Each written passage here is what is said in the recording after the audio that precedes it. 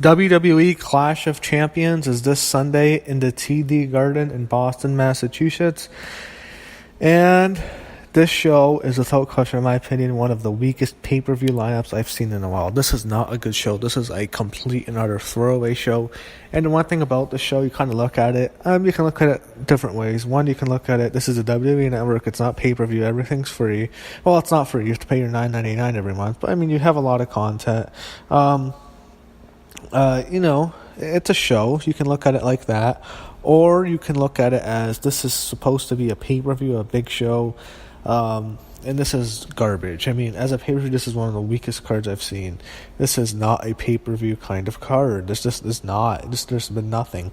The belt feels half-assed, and this is not even a B show. This is a C show. I don't care what anyone says. Like, an A show is WrestleMania. Well, WrestleMania, I guess, is an A+ show. And then you have SummerSlam, Royal Rumble, and Survivor Series are the A show, the A shows. Your B shows are your Extreme Rules, your Money in the Bank, shows like that. And every once in a while you have C shows that are shows like this. This is a C show. This is a weak card, and the problem is it's in between. It's the dead time of WWE. I don't even think they should have done a pay-per-view this month. What's the point? Why do you even do a pay-per-view this month? The wrestling is just dead. Wrestling during Christmas holidays is dead. People are going home with their families. Football's really hot at that time. It doesn't work.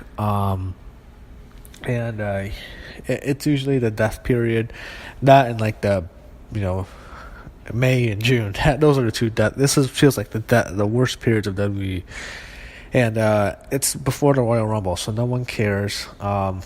It's just nothing happens. Nothing can happen. Nothing meaningful happens. Raw and SmackDown have been the same thing every week. And this Clash of Champions show is just a throwaway show. It's just a show. It's not even really a pay-per-view. It feels like a SmackDown show. It's just a kind of show that, for the sake of having a show, they're having it. It's a throwaway show. It's in between Survivor Series and the Royal Rumble.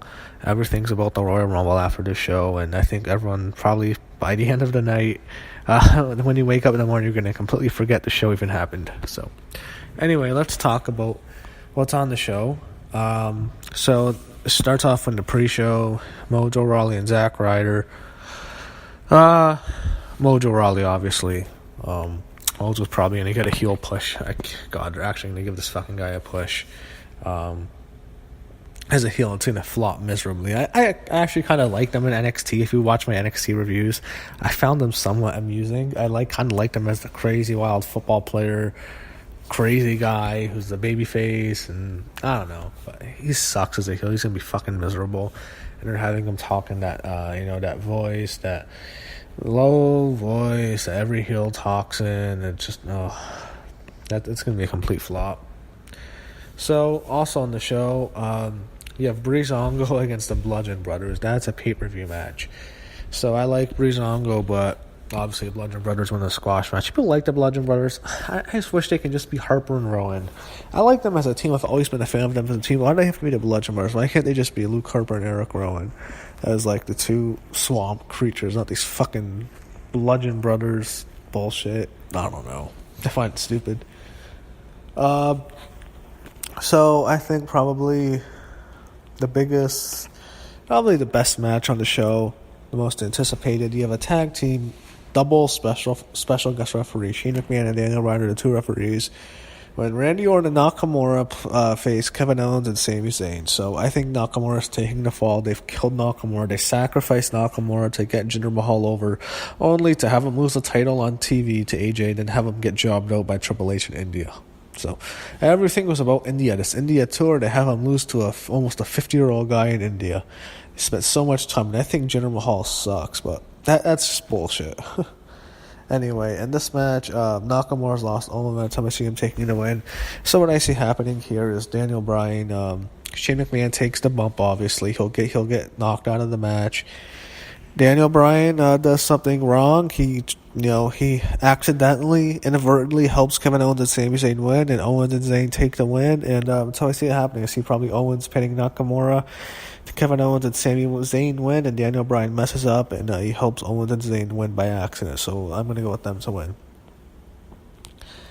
Now we get to some of the title matches. So we have a Fatal 4-Way Tag Team title match for the WWE SmackDown Championship. This will probably be match of the night.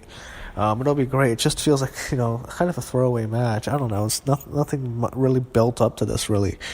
Usos, New Day, Shelton Benjamin, Chad Gable, and then you have Rusev and Aiden English. So this is not elimination. This is just one fall going with the Usos.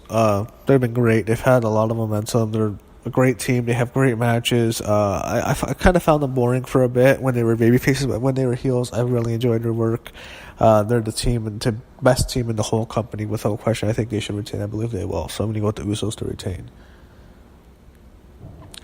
Now, this fucking match. Oh, what a horrible match. U.S. title triple threat, Baron Corbin, Bobby Roode, and Dolph Ziggler.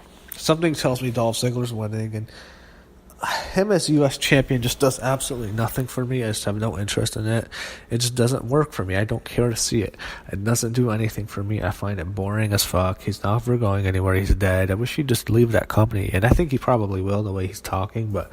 And again, maybe they'll offer him some money, he'll stay. But I really wish that guy would leave. I mean, I just don't want to see him anymore. It's nothing against him personally. It's just, you had your time. It didn't work out. Just leave, man. Please.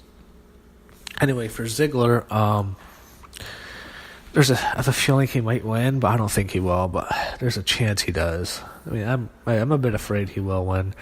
But I'd rather see him win than Baron Corbin. That's why I see him winning. I see Baron Corbin retaining the title. God, if he loses the title, I'm going to be worried. I'm afraid they might actually give him a big push. He might get a title match with John Cena or something at WrestleMania. That's how worried I am that they're going to push Corbin like that. This guy is fucking miserable. I hate Corbin. I think he's shit. It's so fucking awful. I see him winning. Rude, I would cool see Rude win. We'll see what he can do with the U.S. title. That'd be fine, but I don't see anything with Rude right now. He's lost. It just didn't work out. I mean, him and Nakamura, they killed... I mean, they haven't killed Rude yet, but they definitely killed Nakamura. That's kind of sad.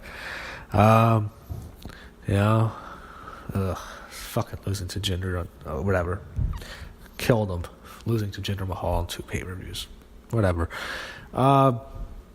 Yeah, I got Corbin. Now we get to the women's title match. Lumberjack match. Charlotte versus Natalya. So I think the big question is, we all know Charlotte's going to beat Natalya. That's obvious, so Charlotte's winning. Is Carmella cashing in? I'm going to say she does. I think she has to. I mean, they've been teasing it for so long, even though the announcers don't even mention Carmella when the Riot Squad beats up Charlotte. What's going to happen here is it'll be chaos. Riot Squad are fucking horrible. I mean, that's a complete flop. Riot Squad and Absolution they both suck. Both those teams are awful. Come on. Those 2 teams just don't work. They're not working at all. 2 flops. But Riot Squad's a lot worse, I think.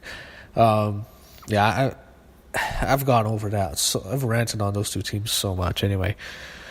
I think they get involved. I think Charlotte will win anyway, but I think after the match they beat them up. Naomi will try to make the save, and Naomi will get beaten down, and Lana and Tamina.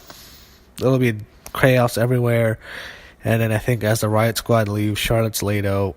Carmella will probably be on the floor, hurt or something, and then she sees her big briefcase.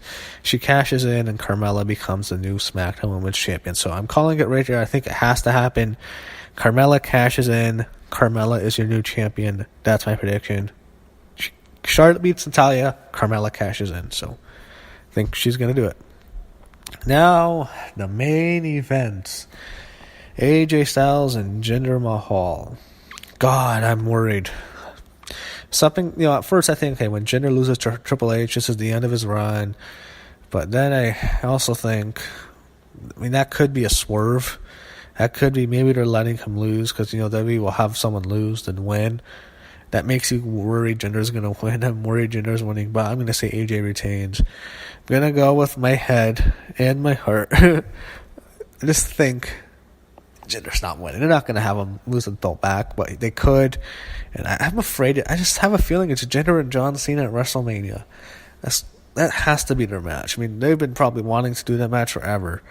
I'm afraid that's the match. I really am. And I think that could end up being the match. If Jinder wins, that's your match at WrestleMania. I think Jinder would win the title, then Cena would have to win the Rumble. Because I hope Reigns isn't winning. And they have Elimination Chamber, so I think Reigns probably wins the Chamber to get to Mania. I don't think he's winning the Rumble. But yeah, you know what, AJ, but I'm not confident they're gonna have him lose. But I'm gonna have him retain, and Jinder Mahal is just a terrible champion. This guy just sucks anyway. I'm going to say AJ retains, and WWE does the right thing and keeps the ball on AJ. So that's my predictions for the show. Not looking forward to it.